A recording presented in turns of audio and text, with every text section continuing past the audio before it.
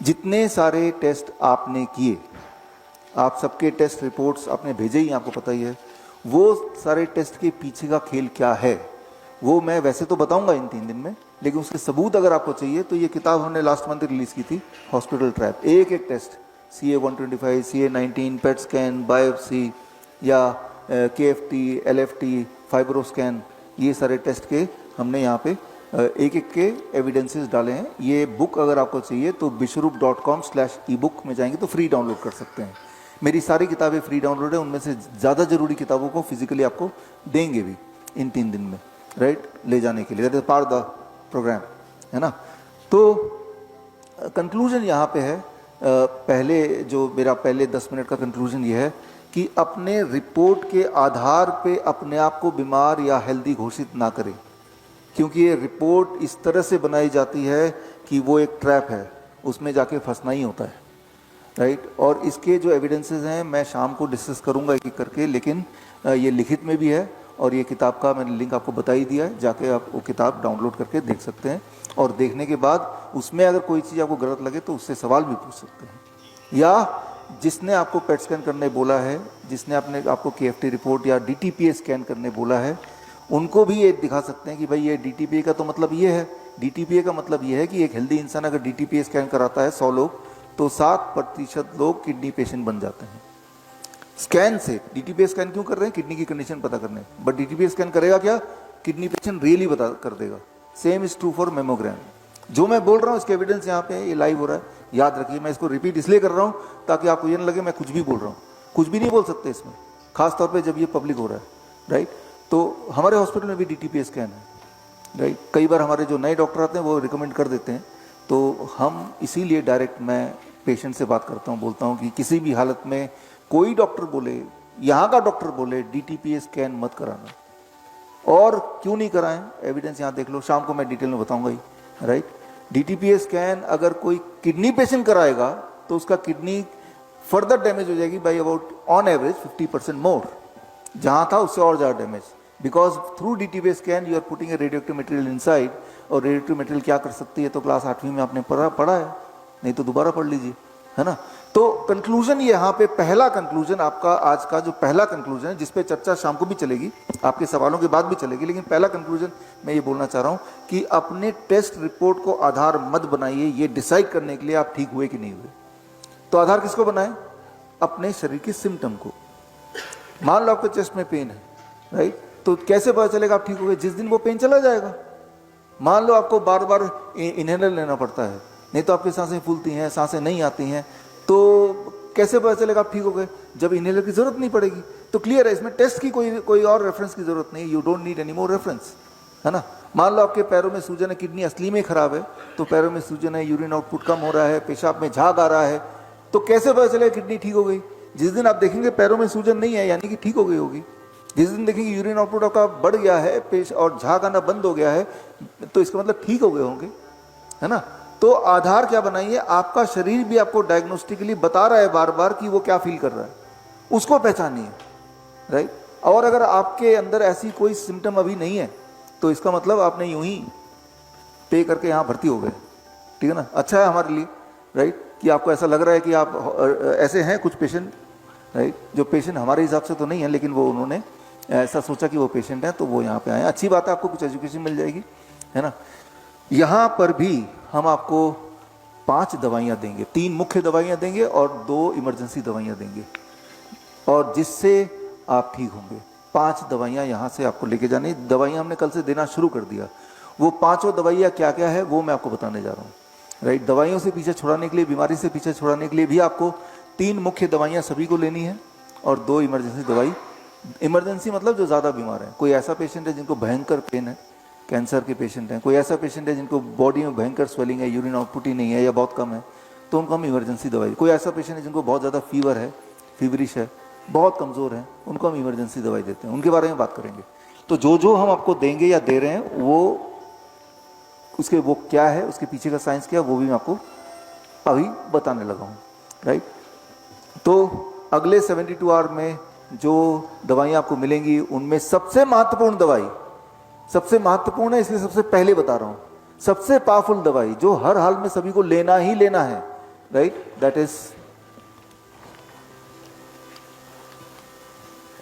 Time as medicine.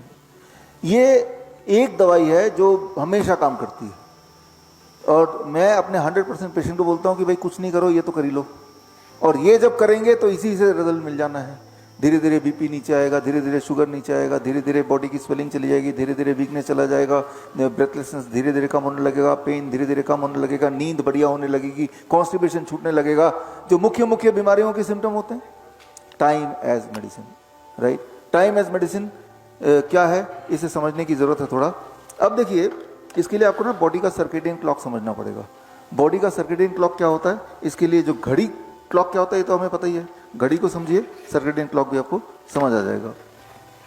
अब ये घड़ी आपके सामने आप देख रहे हैं, हमने इसमें थोड़ा बदलाव ये किया कि घड़ी के पीछे जो गियर होते हैं जिससे आगे के 3 कांटे चलते हैं, उसको हमने बस आगे लगा दिया। That is the only change I did, ताकि मैं आपको एक्सप्लेन कर पाऊँ। अब ये गियर जो है, जो बड़े वाले वो धीरे घूम रहे हैं, छोटे वाले ज़्यादा तेज घूम रहे हैं, एक पर्टिकुलर स्पीड से घूम रहे हैं, जिससे मिनट का और आवर का जो कांटा है वो अकॉर्डिंगली वो मूव कर रहा है, ये तो आपको पता ही है। अब इसमें से इतने सारे गियर में से कोई एक गियर को अगर मैं छेड़ता हूँ, लीवर वाले को छेड़ दिया, मतलब कम कर दिया, तो क्या बाकी में फर्क पड़ेगा? सब में फर्क पड़ेगा ना। किसी एक को भी अगर मैं छेड़ूंगा तो ओवरऑल सभी को कम ज़्यादा कुछ ना कुछ फर्क पड़ेगा, ओवरऑल जो टाइमिंग है वो गड़बड़ हो जाएगी। क्यों? क्योंकि ये सारे आपस में एक दूसरे का कनेक्टेड हैं, they all are connected with each other, right. तो इट डज नॉट मैटर कि भाई कौन सा वाला छेड़ रहा हूँ, बड़ा वाला छेड़ रहा हूँ, छोटा वाला छेड़ रहा हूँ, कितना मैटर ये करता है, कोई एक छेड़ेंगे तो everything will get disturbed. So that is how ये सारे इंटरलिंक्ड हैं, राइट। ठीक उसी तरह से हमारे बॉडी के सारे ऑर्गन्स हैं, हार्ट है, पेनक्रियाज है, किडनी है, इंटेस्टाइन है, लिवर है, they all are connected with each other, right. एक भी अगर छेड़ेंगे तो बाकी भी हिलेगा ही हिलेगा, ओवरऑल आप बीमार पड़ जाएंगे। That is how it is called circadian clock of the body. इसे कहते हैं circadian clock of the body. नाम याद मत रखिए, बॉडी क्लॉक बोल दीजिए, राइट। क्या करना है बस उतना याद रखना है, और वो यहाँ पे कर ही रहे हैं। इसको आसान शब्दों में ऐसे समझिए कि यहाँ पे ऑर्केस्ट्रा की पार्टी है, म्यूजिशियंस हैं, गिटार वाला है, बाजा वाला है, तबला वाला है, हारमोनियम वाला है, सारे लोग यहाँ पे हैं, बजा रहे हैं। अब जो आपको सुनाई दे रहा है वो that is called music, right. लेकिन उनमें से जो बांसुरी वाला है उसको कोई छेड़ तंग कर देता है, डिस्टर्ब कर देता है, भाई साहब कार की चाबी देना, गलत जगह पार्किंग की है, वो डिस्टर्ब हो गया, कार की चाबी निकालने लगा। तो एक को डिस्टर्ब करने से बाकी भी थोड़ी बहुत हलचल होगी, बाकी भी डिस्टर्ब हो जाएंगे, लेकिन तब भी वो बजा रहे हैं। अब क्या होगा, उनके बीच का जो कोऑर्डिनेशन है, सिंक्रोनी है, हार्मनी, वो लॉस्ट हो जाएगा, इवन इफ वो बजा रहे हैं। अब जो आपको सुनाई देगा that cannot be called as music, that can be called as noise। तो नॉइज और म्यूजिक में कितना फर्क है? नॉइज में भी वो सारे लोग बजा रहे हैं और म्यूजिक में भी सारे लोग बजा रहे हैं। जब आपस का कोऑर्डिनेशन नहीं है, दैट इज कॉल्ड नॉइज। जब दोनों सारे ऑर्गन्स का, सारे इंस्ट्रूमेंट का आपस में कोऑर्डिनेशन है, दैट इज कॉल्ड म्यूजिक। ठीक इसी तरह से आपके जो सारे बॉडी के ऑर्गन्स हैं, जब आपस का उसका सर्केडियन क्लॉक एक दूसरे से इन हार्मनी होगा, आपकी जिंदगी म्यूजिक हो जाएगी, और वो हार्मनी इज लॉस्ट तो आपकी जिंदगी नॉइज यानी कि डिजीज्ड हो जाएगी। It is called circadian clock of the body, 2017 Nobel prize winning science. इसको हमारे बॉडी के आपस के जो कोऑर्डिनेशन है उसे कैसे ठीक करना है, उसे ठीक करते ही सारी बीमारियां ठीक होती हैं, और जब भी कोई बीमारी होती है उसके बिगड़ने से ही होती है, राइट। इसकी और डिटेल में जाना है तो ये किताब है, ये किताब bishru.com/ebook। लेकिन इंपॉर्टेंट है कि करके देखिए, कल तक रिजल्ट दिख जाएगा। टाइम एज मेडिसिन करना क्या होगा, आपके बॉडी के सारे ऑर्गन का आपस का हार्मनी को कैसे ठीक करना होगा, उसके लिए टाइम एज मेडिसिन सिर्फ इतना करना है जो यहाँ आपने करना शुरू कर दिया है कि अपना डिनर आपने 7 बजे तक फिनिश करना है, राइट। 7 बजे तक अपना डिनर फिनिश करना है, फिर कुछ नहीं खाना है। आप यहाँ देखिएगा, ब्रेकफास्ट 9 बजे हुआ ना आपका, और डिनर 7 बजे, टोटल टाइम ऑफ ईटिंग कितना हो गया? 10 आवर्स। तो टोटल आवर ऑफ फास्टिंग कितना हो गया? 14 आवर्स। तो जब आप अपने टाइम ऑफ ईटिंग को स्क्वीज करते हैं तो आपका बॉडी का सर्केडियन रिदम ठीक होने लगता है। तो हमें ये पता है कि किसी भी तरह से आपका आखिरी भोजन हम 7 बजे करा ही देंगे, तो यानी कि और ब्रेकफास्ट हम 9 बजे से पहले देंगे ही नहीं, ये तो हमारे हाथ में है।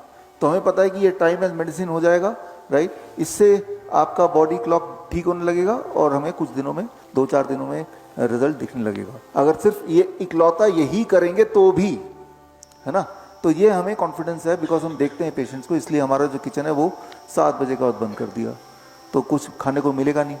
एक छोटी सी बात से समझिए इसको, चूहे जो होते हैं उन, आपने देखा होगा आधी रात को अगर किचन में कभी जाते हैं पानी वानी पीने के लिए, तब चूहे की कुतरने की आवाज़ एक्टिव होते हैं चूहे। क्यों? Because they are known as nocturnal animal, they are known as nocturnal animal. वो रात को ही एक्टिव होंगे, रात को ही खाएंगे, रात को ही खाना ढूंढेंगे, दिन में नहीं करेंगे, दिन का आराम करेंगे। भगवान ने उनको ऐसे ही बनाया। अब ये सारा जो कॉन्सेप्ट मैं बता रहा हूँ ये कहाँ से आया? कई एक्सपेरिमेंट में, उनमें से एक एक्सपेरिमेंट बात करते हैं कि चूहे ले लिए गए खूब सारे, 100-50 चूहे एक ग्रुप, 50 चूहे दूसरे ग्रुप। 50 चूहे को, जो ग्रुप ए, उनको खाना उसी टाइम दिया गया रात होने के बाद जो उनका नेचुरल टाइम ऑफ ईटिंग है, और ग्रुप बी को खाना दिया गया दिन में जब सूरज उग गया, और अगर कुछ खाना रह जाता शाम तक सूरज ढलने के पहले तक तो वो हटा लिया गया।